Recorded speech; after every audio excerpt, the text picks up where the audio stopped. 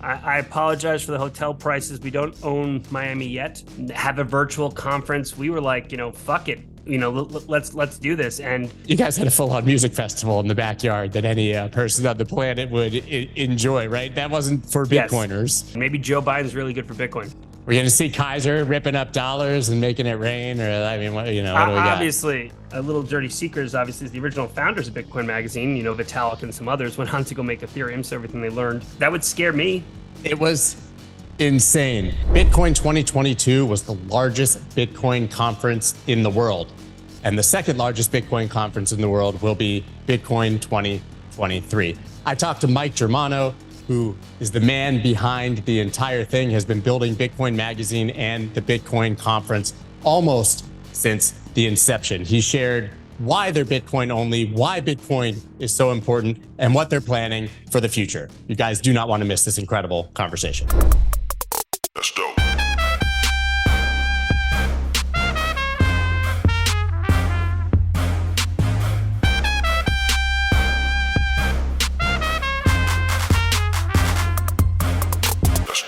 You run, arguably, I think by any metric, the largest Bitcoin conference on planet Earth. Can you talk about how that happened in just a matter of 3 or 4 years? Yeah. So once again, that's the Bitcoin conference. People even call it Bitcoin Miami, but we go by Bitcoin 2023. Look, I feel very fortunate enough. I get to be the president of the company BTC Inc. that runs the conference and also runs Bitcoin Magazine. And so a lot of the success from the conference stems from, really being, I think, helping grow the Bitcoin community over many years and providing them with great content for what we've done on the magazine media side. Launching our conference in 2019, the Bitcoin conference in 2019 in San Francisco. You had less than 2,000 people, but the energy was there. It was great. 2020, you go, and obviously COVID hits and the world stops, right? So you can't have a conference there. That's a problem. And then 2021, and I think a lot of the growth for our conference is 2021.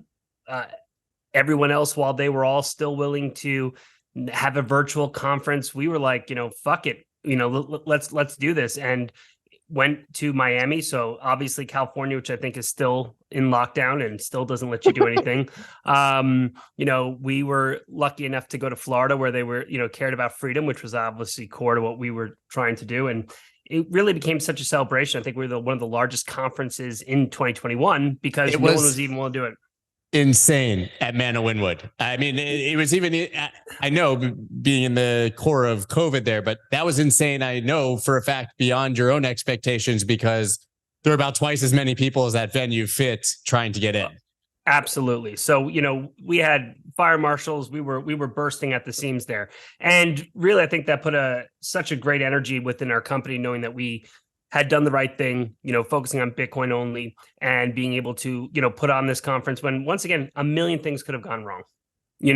We could have lost another COVID wave could have went through and could have lost the license to host the event. I mean, so there was one of those classic high risk, high rewards. Obviously 2021, then 2022 moved it to Miami Beach Convention Center. We had 27,000 attendees. And those are real attendees. Those aren't like Sean Spicer attendee announcements that the other conference makes. These are like real numbers. And so, look, it's a lot of pressure and stress, and we have an unbelievable team that obviously does the majority of the work to make this all possible. But it's the people set high expectations, and we set high expectations for ourselves. And it's not just a Bitcoin conference. I mean, I feel like it's a total freedom conference. So while we might not be talking about other altcoins or blockchain technology, we're talking about the freedom and I think making sure that you are a permissionless, fun company culture. Yeah, last year I was recording podcasts on site and had no really concept for how big it was going to be, even though I had been at the Miami Beach Convention Center and I lived in Miami for years. We'd schedule things back to back, and then it'll be like a 20-minute walk across 3 terminals of JFK to get from place to place. That's how big it was for anyone who wasn't there. I mean, the scale was absurdly large and the energy was out of control. Well, thank you. It's I think that was one of the negatives that people gave us. It was too big. So, we have to first time in a convention center of that size. So I think what we've done is we've closed it in a little bit. So it's not as, you don't have to go running around like the JFK airport, like you've stated, not like a scene from Home Alone. So it's going to be a little bit closer. The energy is all going to be there. The expo hall is going to be kind of very exciting and, with some big speakers and even bigger ones to announce. How much do you think the success of your conference and other conference is determined strictly by the price of Bitcoin at the given time when people are buying tickets? I mean, I'm supposed to pretend like it isn't as big of an issue as it is. I'm supposed to say that people are going to come anyway, but the price does impact it. And I'm always curious that the attention, because the price is high, that people want to learn about it, or that Bitcoiners are feel a little bit more willing to spend because, the Bitcoin price is high, but it does impact it. So, for example, we might not expect this conference to be as big as last year's, right? And that's okay. Yeah. Once again, you can't double in size every year, but so we'll, by this year, we'll start to be able to calculate actually how much the price does impact attendance. So you guys obviously, as you said, are a voice for freedom way beyond just Bitcoin, and anyone who's read the magazine or been to the conferences clearly understands that. Can you give any sort of preview as to what we might see in 2023? I've seen, David on Twitter challenging Greenpeace to energy debate and some pretty contentious comments surrounding that. I mean, are things like that going to happen this year? Because it does seem like you're trending more towards the general freedom side. Yeah, I think especially even 2021 when we didn't require vax cards or face masks. And, that was the biggest report from traditional media was like, oh my gosh, they're not allowing masks, and we're super like, spreader event. the super spreader time. Yeah. Yeah. No one died nothing happened. Right. So, leaning into the freedom side has always, I think, not just David, our CEO, is something that he obviously cares a lot about, but it's something that all the employees of the companies care about. Bitcoiners are in it for all different reasons, but I think freedom is fundamentally a big part of it. So that kind of just bleeds through to the conference itself. I think last year, we had some of the people from the Canadian truckers come, and he got on stage and everyone was clapping. And he said recently, I think in a podcast, he was like, it was one of the coolest moments of his life because, he was sitting there around other people he could tell actually cared about these things. So we think that that's something that resonates with our crowd. It's a good overlap. So, I don't think you can go wrong on the freedom side. Obviously, you want to balance it out. You don't want just freedom for freedom's sake. And where does that tie into Bitcoin? So we'll lean into that. But, look, another big thing is let's think about all the companies that right after our conference is when people started going under and, everything from Celsius to Voyager from FTX. So, I think we need to have like a Sarah McLachlan playing like I Will Remember You and just have like a black and white memoriam to all the companies that we lost. So and people are angry and people want answers. So, being able to, I think, also program some panels to discuss what went wrong and how to hold it accountable. So I think that there's, bear market, building year, a little bit of anger, there'll be some, I think, a little bit more interesting conversation and debate. Yeah, that makes perfect sense. You guys are also the kings of massive announcements, and I know you're not going to hint at what's going to come, but I would like to assume that you are going to have some big things happening. Yeah. Look, I think it's strange, right? Because even though we can call ourselves a Bitcoin conference, obviously we're not Bitcoin, but the traditional press thinks we are. So, look, there's a lot more press at our event than any other. And it's because they think, well, this is the Bitcoin conference, and I'm like, I don't have time to explain this to you. And so, you have a lot of the traditional press coming. That's terrific, and there's a lot of coverage there. That also then leads to people who are willing to make those announcements. Obviously, we're most famous for, President Bukele in El Salvador. I think that we are definitely the platform for any country to make an announcement. We are also the platform for, if you think about it, more the mainstream companies that want to, which I'm excited about because it's mainstream companies that are looking at Bitcoiners saying, hey, this is a consumer base that I not only want to attract, but a group of, their values are values that we share as a company. So we want to start to interacting with them. And once again, part of that is just number one, accepting Bitcoin before Bitcoiners can try to accept you. So that part of it, we're really primed to make those big announcements and have those stages, and I think you'll be happy with some of the announcements that we have coming. It's crazy that El Salvador announcement was 2 years ago. I was obviously there. It was, wow. It was really powerful and incredible, even as we were sort of like price was wobbling at that point too. That was 2 years ago. Yeah. Yeah. Mm-hmm.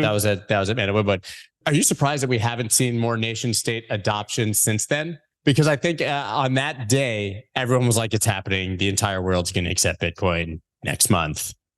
And kind of a whimper.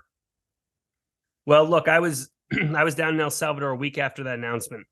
And that's when, I'll never forget, we were down at I think the nicer hotel. There's the one main hotel that they have you. And we were part of a delegation. And, it was like something out of a cartoon where there was like a guy reading a newspaper with like Oakley glasses, looking like he was in some like federal, agency, just kind of randomly sitting there vacationing by himself in El Salvador, listening in. And it was kind of eerie in terms of, I think that, and I remember like talking with everyone being like, hey, we shouldn't really talk around these people. Who the hell knows who these people are? And when we were down there, I think, what was it? The World Bank or one of the other groups pulled $1 billion. The World Bank. Yeah. IMF. Yeah. And you're just sitting there and you're like hearing this, like, oh, we're pulling our funding because of the scary Bitcoin. And look, they're trying the best that they can to make an example out of El Salvador. That would scare me. I mean, if I'm a country, that I understand why that's scary. Now, on the other side, and President Bukele wrote a nice op-ed for one of our print magazines, talking about just the tourism that's brought, the people that want to go there. I mean, the economic benefit of just that versus, maybe and he hasn't sold any Bitcoin, but the price of Bitcoin changing hasn't impacted them. It's not like that's bankrupt the country. In fact, it's really put them on the map. Who talked about El Salvador 2 years ago compared to now? Just look at the Google search term, So other countries see that, and they see, once again, tourism is actually a major driver here, right? To think, and we have a Bitcoin kind of like our tour guide in our magazine, where we go to these places. Bitcoiners want to go where they're accepted, and it's a different type of experience. You enjoy it, even the Bitcoin jungle down in Costa Rica. And now, in terms of legal tender announcements, I think everyone's still looking at what's happening with El Salvador. But you have CAR, you have a couple of others, and we're making that option. And the fact that Joe Biden's going to screw it up for the U.S. dollar, and everyone's kind of running away from it. I don't know. Maybe more people will start picking up Bitcoin. Maybe Joe Biden's really good for Bitcoin. Yeah, and legal tender is not the only kind of nation state adoption, right? So I mean, I think that was extremely exciting, but it's a continuum of things that countries can do to welcome this technology. And actually, I mean, you could argue that outside of the United States, we're actually seeing some moves towards more friendly regulation and innovation and allowing, I know you guys are like Bitcoin only, but certainly for people building other things as well in the crypto space, they're going elsewhere. I mean, you and I met in Dubai, right? Right. Couldn't be 180 degrees more in attitude from the United States, which is really kind of shocking and sad.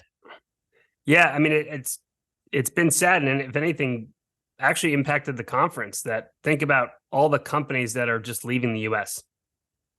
Right? They don't, and that's not good. And meanwhile, like you said before, we were in Dubai, where it was the Wild West, and people didn't have any regulations, right? And in terms of that whole region, as we were also meeting and having those discussions, there's a lot of events. There's a lot of crypto events, right? There's Bitcoin only is not really as much of a thing out there. I think that obviously we're in Miami, and we like that location is the friendliest in the US, but that's one of the reasons why we launched Bitcoin Amsterdam. And we'll continue to grow our footprint, is because we're going to have to go to other countries and other areas, because once again, if we're having innovation leave the US, that's not going to be the best place to always kind of anchor. Talk about the decision to be Bitcoin only, because obviously that's a pretty big decision, especially in an industry that has so much tribalism, I guess, and contention between different communities. And as a whole, probably not that big of a community, right? So obviously being segmented is a risk as well. You guys could open up and say, listen, we're doing literally everything, and have 300,000 people in Miami. Right. Totally. And look, I think it's one of the unique things about Miami is, and even in 2021, I mean, someone held like a shitcoin conference nearby, and everyone was like, are you mad about this? I'm like, this is great. their Solano can have their hacker house, and we want to encourage that, right? If we're truly freedom people, we want to encourage that. Now, we have to pay all the money to get all the speakers, to make all the event that attracts all the other companies. They don't buy our tickets. We don't see a penny off of it, right? But we want more people to have that experience. We don't mind if we are kind of this kind of anchor that brings in other companies. Business wise, it's not ideal, but if we're not going to accept them as sponsors and we turn down millions of dollars in sponsorships from other companies because we're Bitcoin only, they should have a right and a place to go. So, I think Miami even said there was like another 30,000 people that came down that weren't part of our conference, numbers, that this was 100%. additional. So it was, that's great. We're the Super Bowl, and not everyone gets a ticket to go inside the stadium, but a lot of people go down and their party. So that's good in terms of the decision. So, to be clear, obviously the company with Bitcoin Magazine being the first in the space, and, a little dirty secret is obviously the original founders of Bitcoin Magazine, Vitalik and some others went on to go make Ethereum. So everything they learned, our company BTC Inc. And our CEO, David and Tyler, they purchased out Bitcoin Magazine. Everyone at a time was flirting with other altcoins and such, but, Bitcoin Magazine stayed to just being about Bitcoin. Our company, I met the guys in 2016, but didn't, join till 2020. So the decision to become Bitcoin only 2018, to just focus on that, not focus on anything else. It was a difficult one financially for the company, but it's really is the biggest value our company has is being Bitcoin only. And I agree. While I'm someone who, going back to freedom, I don't care, what coins you have or what you're advocating for. That's great. But there is a difference between Bitcoin and crypto. Now, not a lot of people want to say, but there is a difference, and that's okay, right? We have, even within our own company, there's, everyone is Bitcoin only, but we have the hardcore Bitcoin maxis to the well, I just find all this confusing and just want to focus on Bitcoin, on one crypto Bitcoin. We have a wide range within our company of how people feel about this. But what it really has done is, because we don't have to be everything to everyone, if we were to do any other coins, we'd have to cover them all. So there's a proper fire break between Bitcoin and the rest, right? I can't say, hey, we're going to cover Bitcoin and Ethereum. Okay, well, no, just the top 5. Okay, okay. So it's a proper fire break. Now, for me, obviously, and I'm obviously not a fan of the SEC, but who knows what some of these tokens might be securities. That changes actually how we advertise. That changes a lot of things that we do on our end. That could be a problematic. Now, we're Bitcoin only, so we're not going to be caught up in that. We're allowed to be approved by some of the social platforms where they won't allow crypto advertising, but Bitcoin advertising is allowed. So we have access to certain other platforms that impact other companies. And most importantly, where Cointelegraph obviously gets more views than we do, that's not a question. So does CoinDesk. But looking at why people are willing to either be contributors or go on our stage is that they know they're not going to be with any other altcoins and have to be next to that. They'll only be next to Bitcoin, right? That gives us a competitive advantage for the speakers that we have. That's the best. That's the reason why we have better speakers than everybody else. And because it's called Bitcoin, I hate to say it, but for the newbies and the new coiners who are coming in, they don't know the difference. They see Bitcoin Magazine. So they're like, okay, this is a Bitcoin thing. Got it. And they're willing to come to us. And the good news is, I'm not saying, hey, here's Bitcoin. Let me push it to Bitcoin Cash. If you come to bitcoin.com, it's like, cool. We just want you to learn about Bitcoin. You want to go out and go do other things, do your Rumspringer of altcoins, go ahead, right? But we're just going to have, the Bitcoin side. So the name allows us, the advantages that the name gives us, but also disadvantage where you can't, trademark some of these things or copyright some of these things. But in general, it's there's a reason why when you go globally, when you see icons and they say, except crypto, they call it Bitcoin, right? So, it's the default name for half the cryptos anyway, when people talk about it. So, it hurts us. It impacts our sponsorship capabilities. So we can't get the sponsors that we'd like. But to be very blunt, our long-term vision is that, we're just going to, Bitcoin is not just about the news and updates. It's going to be about culture. And people will remember that, I like to think people remember that if they start reading about Bitcoin on our site or our conference, I don't think I'm ever going to let them down with Bitcoin. Luckily, I don't have to be the ones who, and I don't mean this in a rude way, but if they were on Cointelegraph and they're reading about Luna being the best thing, and then all of a sudden, they get completely rugged, how often are you going to continue to trust that media outlet, right? And so, like, I can personally vouch for that, right? I mean, I was had money on Voyager. I talked about it all the time, and here we are, right? And so would have solved a lot of problems for me as well. I want to go back to and listen. You live and learn, and I'm still interested in a lot of other projects and coins, as everyone knows, but I've always taken the approach of Bitcoin and everything else, which is what you said. And I very publicly, I always sort of reference that Fidelity report, which had that exact same sort of title. It said Bitcoin first, I think. And then, there's Bitcoin and a bunch of speculative VC investments, and speculative VC investments are cool, but they're not Bitcoin, right? But you talked about sort of the continuum of maxis at your company, which has to be massively challenging, because we have all seen the tribalism of Bitcoin maximalists versus everyone else, but very few people have seen the granular level at which that tribalism works within the community. I'm sure there are plenty of people who would be pissed off by what you just said about it's totally fine and free for Solana Hacker House to be next to us. And there's plenty of people I've seen who are literally cheering regulators and legislators cracking down at a violation of freedom just because they don't like it. And it all blows my mind. Yeah, it's there's no doubt about it. Like, you're right. When you just think of Bitcoin maxis, you would think of our whole company. Well, they're just in the Bitcoin maxi bucket. And I look at it going, you have no idea the spectrum that we have of Bitcoiners, ones that are, I think every other project and every other person's a spook. To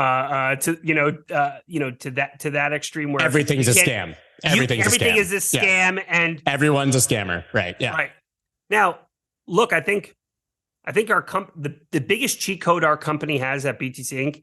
is that our company culture is Bitcoin, right? Like that. I've worked at a bunch of companies that and I understand the company culture. We all believe in Bitcoin as our fundamental. So we're easy to have conversations with the different ranging of opinions. So for example, ordinals, something like ordinals coming in, that is a rift within the company. And the difference is because I guess we all know we're Bitcoiners, there's a certain respect level there. So some people in the company are like hardcore, this is so exciting, let's spend time on it. Others are like, ordinals are a shitcoin, but at the end of the day, I think since we have a lot of respect for each other, I think it's easier for our Maxi community group. I don't know if we were all at a bar and didn't work together, if there would be bar fights between people. I err on the freedom side. So like you said before, where I'm like, hey, if you want to have other coins, that's up to you. I personally don't.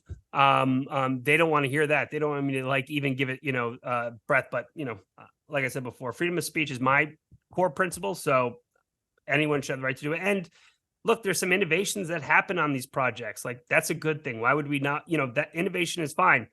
I don't want to touch Bitcoin, right? You can prove things out, and let's look at what Lightning Labs and other things that have come from it. Bitcoin has to move slow in that regards. So good, test it out, see if it works or not. And maybe it could be a layer 2 down the road for Bitcoin. If it makes sense. Exactly what I was going to want to say. I mean, healthy competition is always a good thing. And we've seen a lot of the innovation that's happened on other chains and has or has not been successful lead to people building similar things that are very successful on Bitcoin, right? Taking a great idea from somewhere else and then building it on a better base layer. It's hard to argue that was, even if you don't agree with those protocols, it's nice to see them advance the ball or kick the can further, ahead. And look, and I think you brought up another point, like, I'm not sure how much Bitcoiners should be cheering for regulation. It feels a little weird to sit there. It's absurd. And cheer for regulation. Now, I don't cheer for regulation. The only people I want to see, do poorly would be Ripple. Because they are the biggest funders and screw them and Greenpeace. But, I would say that I'm not cheering for regulation on anyone. Obviously, I don't want to see people get scammed, because on the other side, people get scammed and they just say it's Bitcoin.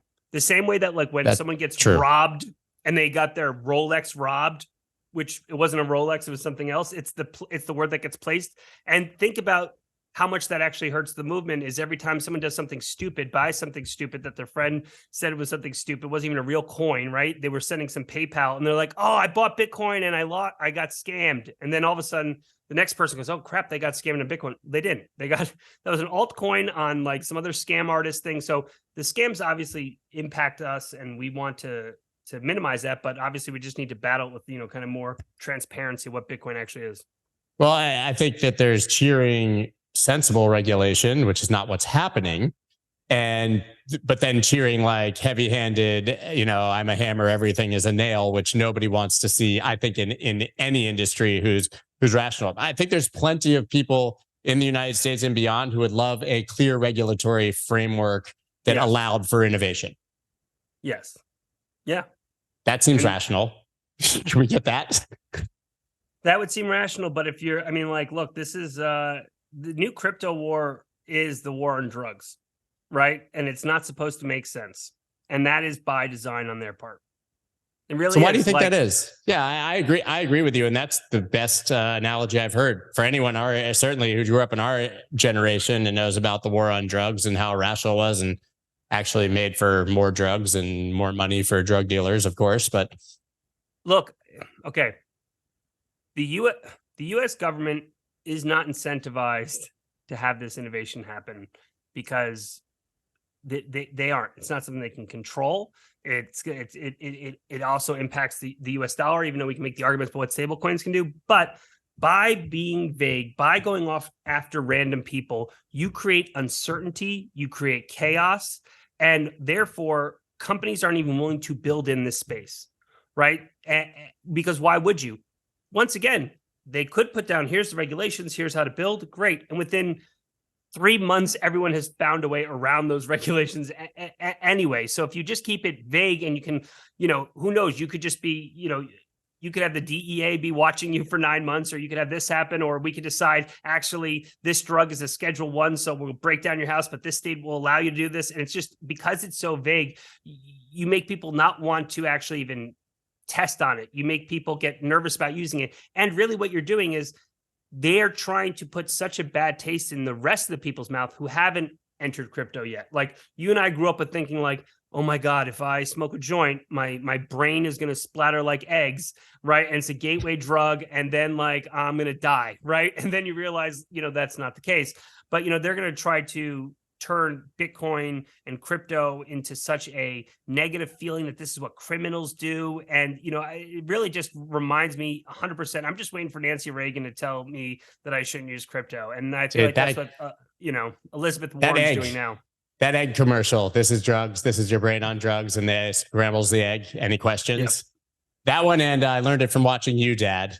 And the dad walks in and catches the kid smoking. I learned from watching you, Dad. Yeah. And so deeply ingrained. Right. And once again, so the sad thing is, well, the good news for everyone's like, great. Well, the guys who put on the war on drugs are putting on the war on crypto, and they failed at that. But the bad news is that just means it's just going to take even longer to, for this to happen. And we're going to not be truthful. And we're seeing that out of Elizabeth Warren, right? We're seeing that out of the politicians who are lying. We're just flat out being untruthful. And, I think it's the difference is that the war on drugs didn't have the internet, didn't have communities. And, as much as I think people are nervous, so I can understand why people get upset with Bitcoin maxis. The best thing is that this is an army horde that is going to take on everyone and is so resilient that they like feed off of, of the pain. So like they just want to go to war. And that was, to be very blunt, that's something that attracts me. And why I'm Bitcoin only is because it's the only fight that matters. All this innovation is great. The only fight that matters is Bitcoin. That's why I'm excited about it. Because I like that. I'm the Street Fighter type kid that I like a good battle. I like going against whether it's Greenpeace, Elizabeth Warren, whatever group that has to go after, they're going to put their laser on Bitcoin first. And so it's up to us to kind of, be defensive. And because there's no company for Bitcoin, we don't have millions of dollars, from some coin that we issued to be able to fund all this. So this is, a community element at its most, and having to organize all those people that think completely differently and is a challenge all in itself. But, that's why I think this, that's why we're uniquely positioned as a company to try to help, whether it's to kind of communicate, organize these people, and take on this fight. Are you implying that you are not scared of Elizabeth Warren's anti-crypto army? I think it's proper to call it a tribe, an Indian tribe, their Indian tribe that she's putting together.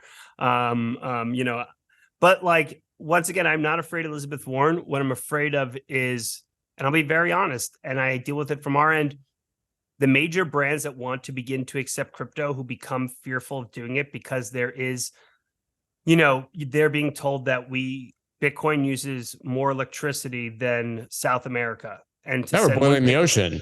They were boiling the whole ocean.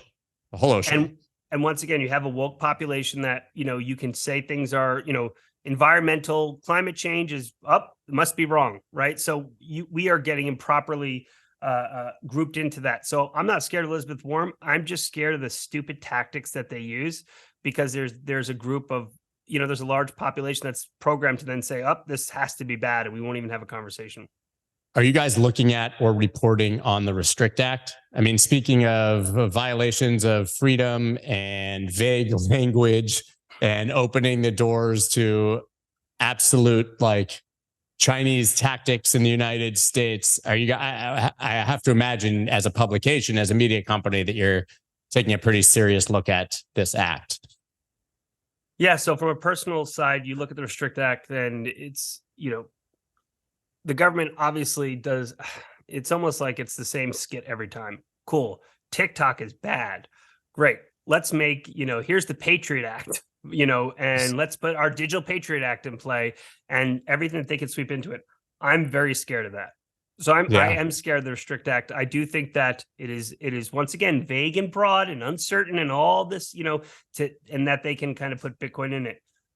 The unique thing is, I think they underestimate how many people are on TikTok that, like, they shouldn't have grouped it onto TikTok, right? If they maybe did it to OnlyFans or something else, they might have had more success. MySpace. Yeah. TikTok, like, those people are not happy about it. So once again, I look at it as it's just another chance for us to kind of come into another army. Like, we're I guess this is the NATO side of things or whatnot. I know we don't use military on Bitcoiners, not into military, but like this is just another group that you can get connected with. Like, okay, TikTokers, we want to fight this too, because we're afraid of what this legislation will allow them to do. I mean, I was just literally talking to Balaji on Spaces before this, and he made the point. He was like, they're not even trying to hide it anymore. At least the last one was called the Patriot Act, and it was supposed to make you feel patriotic and yay, America. This is literally called the Restrict Act. Like, they named it exactly what it's going to do to you as an American. And the bill's only 50 pages long or something. It's not hidden language in a long document. It's literally like purposefully vague and opens the door we for want to get rid of. If we want to get rid of anything digitally that's bad for our country, like, once again, it's wokeism, right? It's just like, we want to all encompassing get rid of bad things. We want to protect you we want to restrict the bad things from you. I mean, that's not a law. And it's absolutely frightening. And I think that they will absolutely utilize it against crypto. And you're right, they're not trying to hide it, which is the strange part. Yeah, I wonder if there will be a tipping point where they push too hard and the world or the citizenry, the average American pushes back. But so far, feels like really nobody cares about their privacy at all. Yeah. I mean, look, I'm more nervous that, are they using this to kind of give us a CBDC or whatnot? And look, you're asking about our coverage, and one of the things we're trying to improve. And once again, we have a print magazine that we, have quarterly. What we've kind of been evolving our space to do is, that takes money to do investigative journalism, right? And there's commentary, and then there's investigative journalism. Well, we went down to El Salvador. We didn't fly down there and just take a picture of a broken ATM and whatever. We had our reporter down there for 3 straight months, 2 months before it happened and 1 month, after. That takes investment, that takes time. And luckily for us, the print magazine itself gives people, if they know they read something in print, they weren't expecting us to recap and write it up from yesterday, right? So some of these stories actually take time to unfold.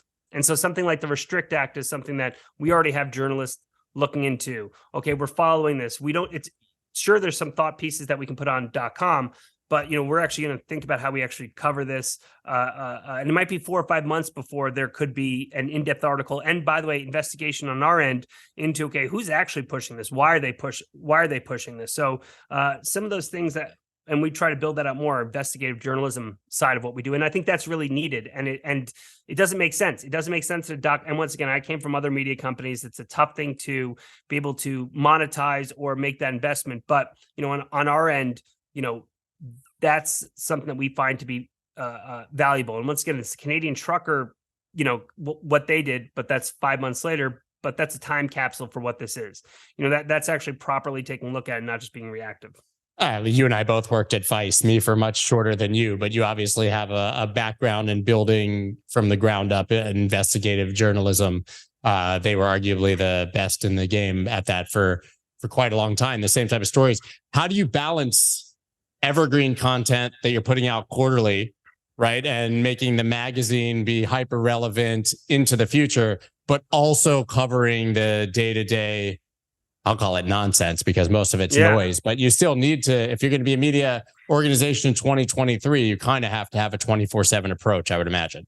Yeah, it's obviously a difficult balance that we keep going back and forth with. I think our Twitter handle is, almost, our platforms have a different editorial flow to them. So Twitter, that is news, that is commentary on things that are happening now, right? So that's where I think, provide the most values on the social value. We don't have obviously as much .com, reporting on the story so much, because there is a lot of competition for that, right? So that's, I think, we don't monetize the Twitter side of this. The .com, it's very difficult to monetize, and just always being in the kind of the clickbait or reactionary game.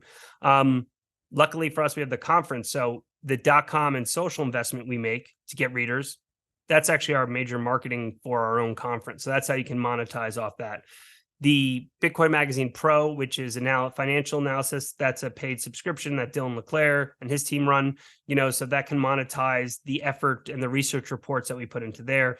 And then really it's the print is going to be doing the long form journalism. That now, in terms of how we balance this, I think one of the unique things that we have that's different is, since we've been around for over 10 years, we are the archive of Bitcoin.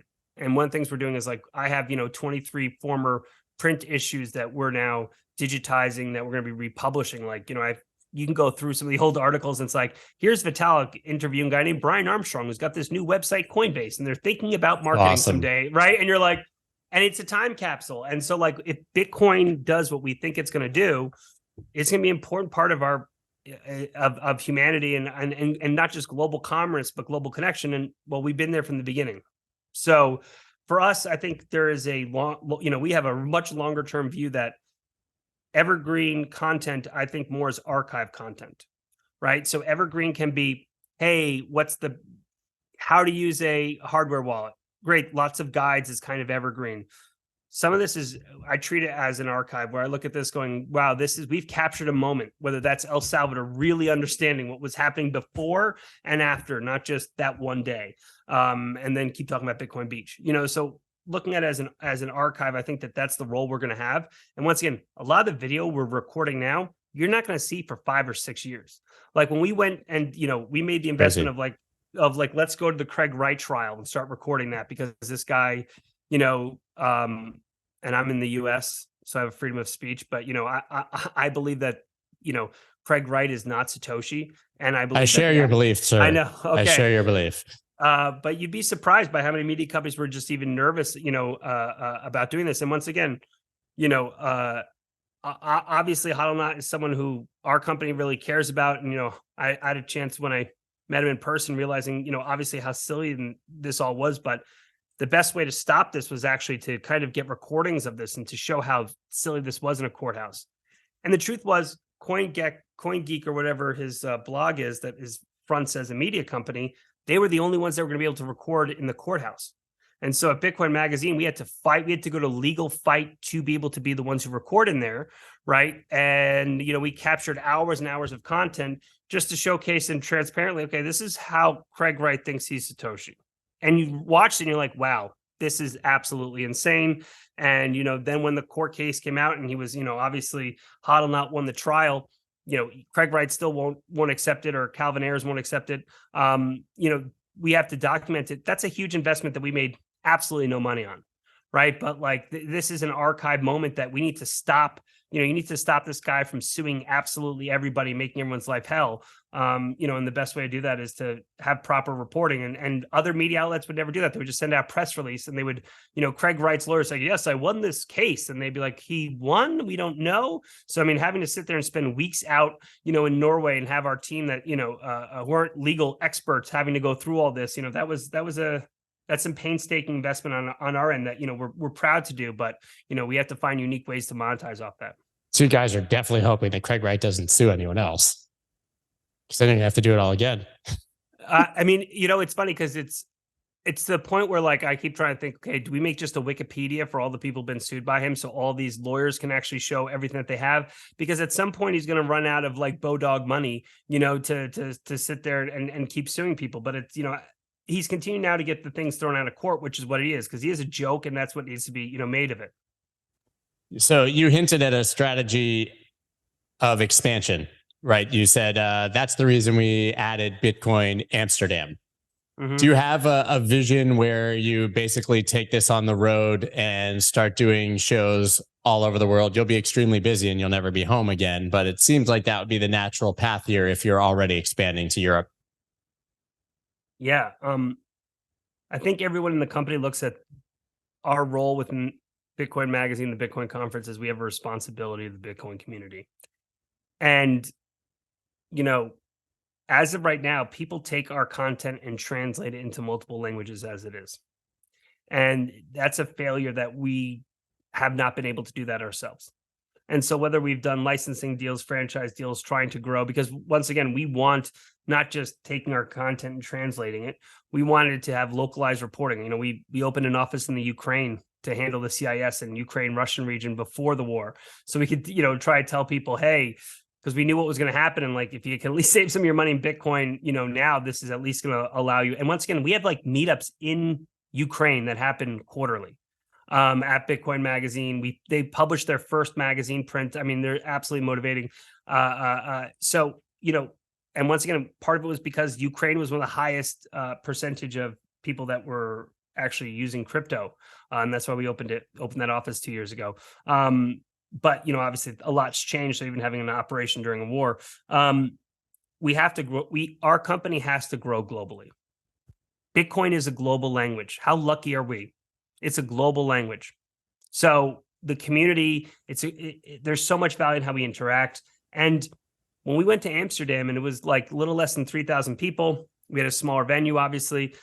It was wonderful. It had a totally different vibe. It had a totally different energy. The community liked it. 75% of the people were from the Netherlands. And so we saw, okay, wow, a country can have something like this. And that was like one of the biggest Bitcoin only events in Europe. I think that we want to continue to grow. We also want to continue to highlight the other great Bitcoin conferences. It's like BTC Prague, or Honey Badger. There's some great conferences out in Europe, but, for a lot of, we have a good base of community that we can interact with that follows our content.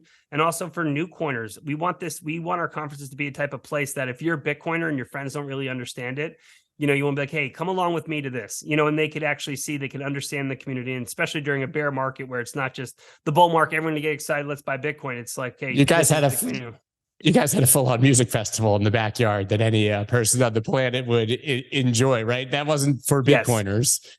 Correct. Yeah, we had Steve Aoki and Deadmau and Killer Mike and Run the Jewels. I think it was to bring people in. It's not, hey, these are Bitcoiners, aren't these people in your mama's basement or buying Lambos. Like that's not it. And it also made the Bitcoiners feel good. Like you were surrounded by a bunch of people having a great time, and you're like, these are my people. So even though maybe half of them were, the other half wanted to enjoy some good music. So we're gonna come up with unique ways to bring all these cultures together. Are there any, I know you're not doing the full-on music festival again this year at Bitcoin Miami, but there any sort of, outreach strategies like that you're using to bring in other communities, or is it really refocusing hard on Bitcoin this year? I think we have something kind of still up in the air to try to bring this a little bit more, the Gen Pop side of it. In terms of a bear market side where I think people are excited to hunker down a little bit, and see what they're actually building. I think there needs to be the honest recap of what went bad and how to avoid that. We have something like kind of our little Bitcoin Olympics going. So we have all, we kind of sponsor and help over 100 Bitcoin meetups around the country, around the world. And we're doing kind of these fun games with them, everything from like the pizza eating contest, because it's going to be, near Bitcoin Pizza Day, to, cornhole, using probably big faces of WEF members that you could throw cornholes in.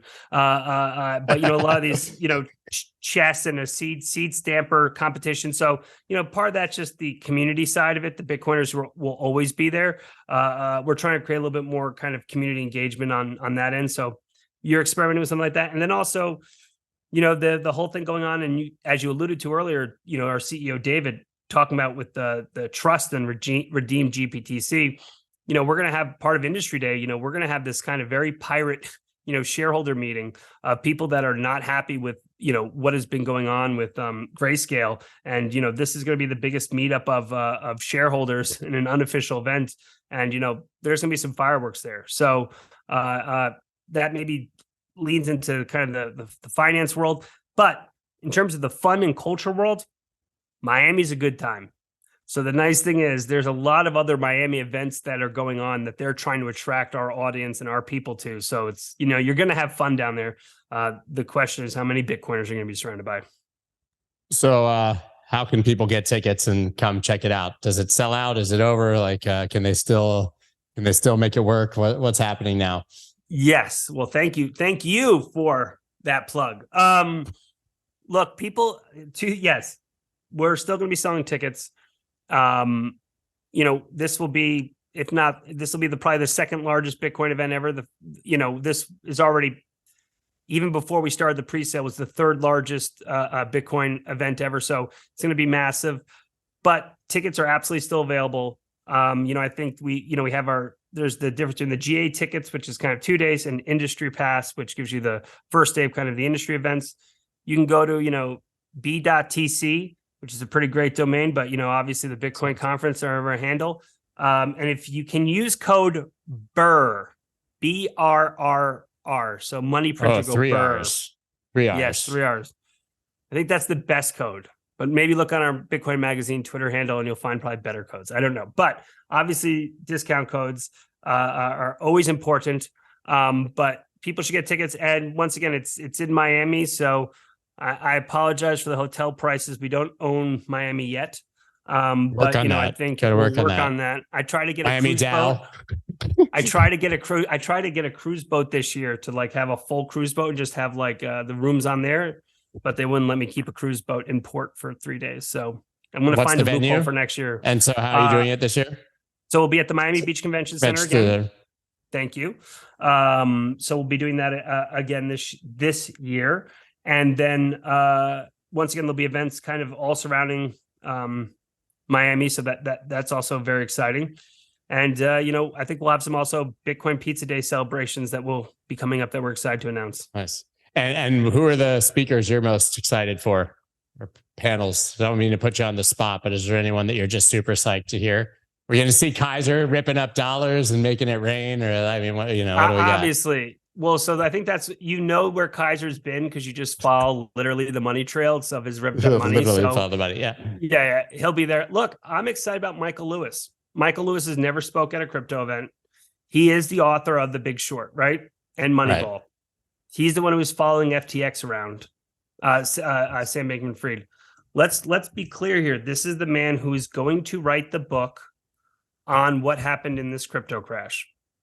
I bet the options have already sold. They'll be turned into that movie. So mainstream will be seeing what this guy thinks. This guy will be the biggest influence on how mainstream looks at the crypto crash and FTX. And so he's never spoken at a conference. He's speaking at ours. That's exciting. But also, to me, we want to influence him and show him how Bitcoin is different than crypto. Look at this community and see, because I think, and we saw it in The Big Short, he did a great job of showing, a bunch of outsiders who thought the system was going to, collapse, I mean, he kind of, I think a lot of people look at that book and obviously the influence on what that movie had as, this guy understands our people, but we also want him to see really what we're made out of. So I'm excited to see what he does. I think that's kind of probably one of the one I'm looking forward to most. Now, obviously, since I kind of run the part of it, I am stressed out nonstop. I don't get to see anything.